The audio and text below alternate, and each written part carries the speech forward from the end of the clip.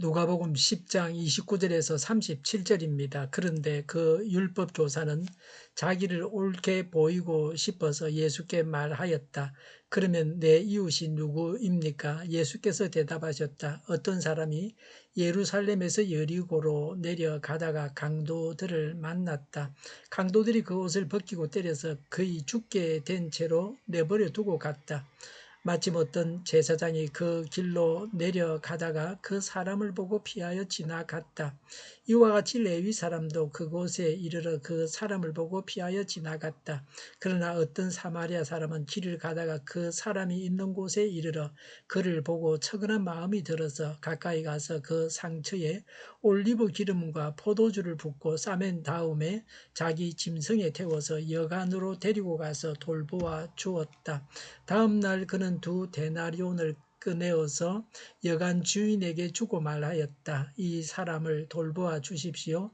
비용이 더 들면 내가 돌아오는 길에 갚겠습니다 하였다. 너는 이 세 사람 가운데서 누가 강도 만난 사람에게 이웃이 되어 주었다고 생각하느냐? 그가 대답하였다. 자비를 베푼 사람입니다. 예수께서 그에게 말씀하셨다. 가서 너도 이와 같이 하여라. 아멘.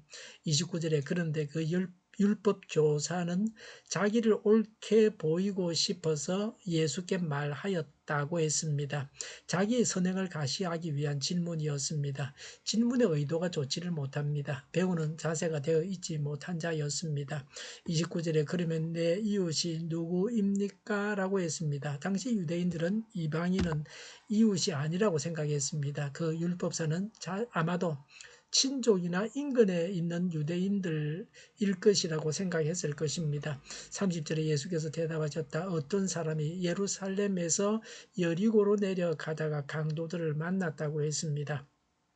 여리고는 요단 계곡의 북서방향 16km에 위치한 성읍입니다.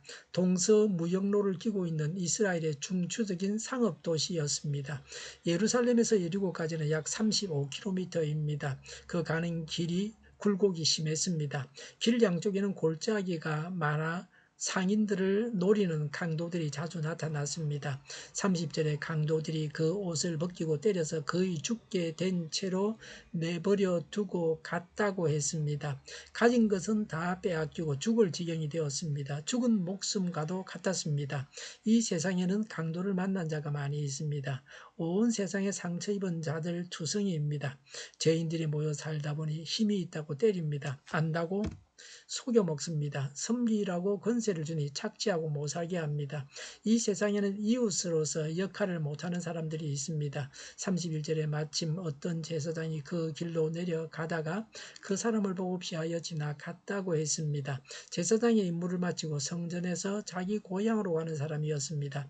32절에 이와 같이 레위 사람도 그것에 이르러서 그 사람을 보고 피하여 지나갔다고 했습니다. 제사장과 레위인은 성전에서 예배 드리는 일을 하는 자들입니다. 제사장은 제사를 맡아서 드립니다.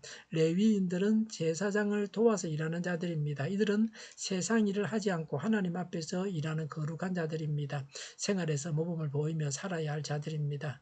그러나 이런 자들이 오히려 모범이 되지 못할 때가 많습니다. 마땅히 도와주어야 할 때에도 피하여가는 방관자들이었습니다. 심각한 도덕 불감증 상태였습니다. 하나님에 대한 경건만 강조하면서 이웃의 아픔에는 철저히 외면하는 거짓 종교 지도자의 전형이었습니다.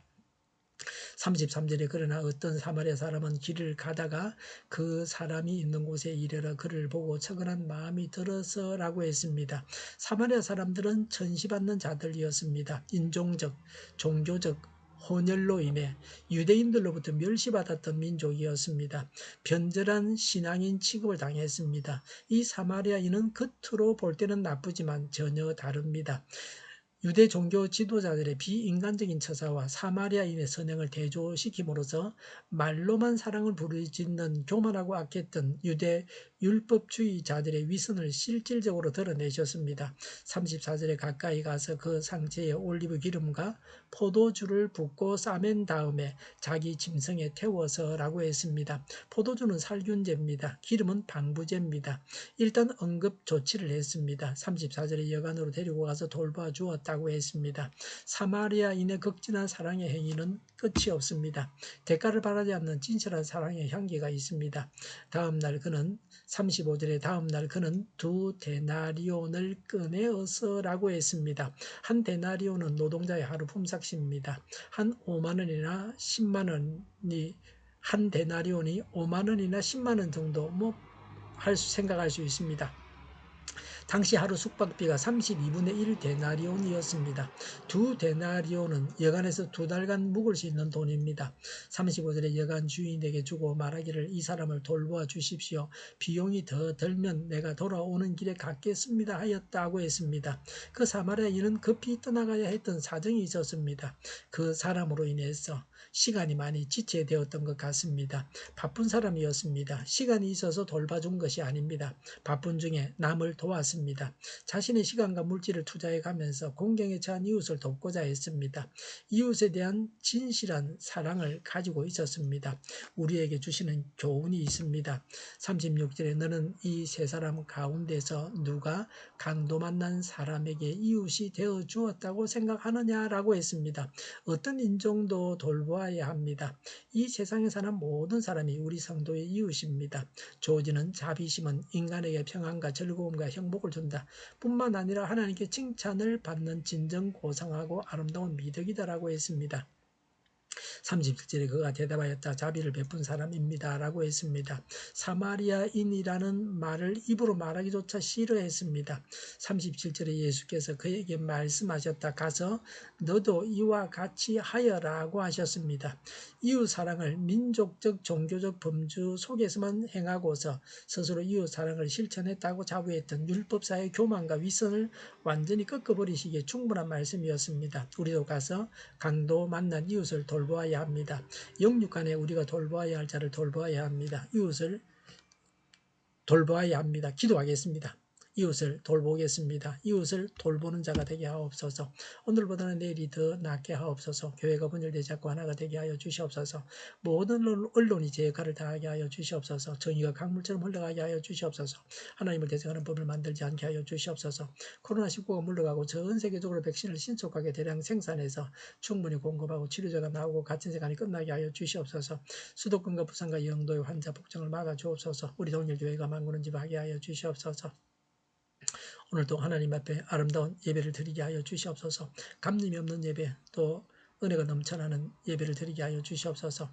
예수 이름으로 명하노니 모든 병만은 물러가고 몸의 모든 부분들을 온전하게 될지어다. 신유의 기적을 베푸셔서 지금도 저희의 질병을 고쳐주시옵소서. 코로나로 신음하는 모든 자들을 고치시고 온전케 하여 주시옵소서. 교회와 나라를 고치시고 잘못된 것을 제거해서 성결하게 하여 주시옵소서. 저희와 교회와 나라의 민족을 불쌍히 여겨 주시옵소서. 교회와 나라의 지도자복을 허락하여 주시옵소서. 하나님께서 기뻐하시는 교회와 나라가 되게 하여 주시옵소서. 늘 맑은 공기를 마실 수 있게 하여 주시옵소서. 공부하는 학생들에게 지혜를 다하셔서 앞서가게 하시며 합격의 영광을 누리게 하여 주시옵소서. 오늘도 하나님 안에서 차고 넘치는 삶, 복된 삶을 살게 하여 주시옵소서. 감사와 찬양을 주님께 돌려드리며 예수님의 이름으로 기도하옵나이다. 아멘.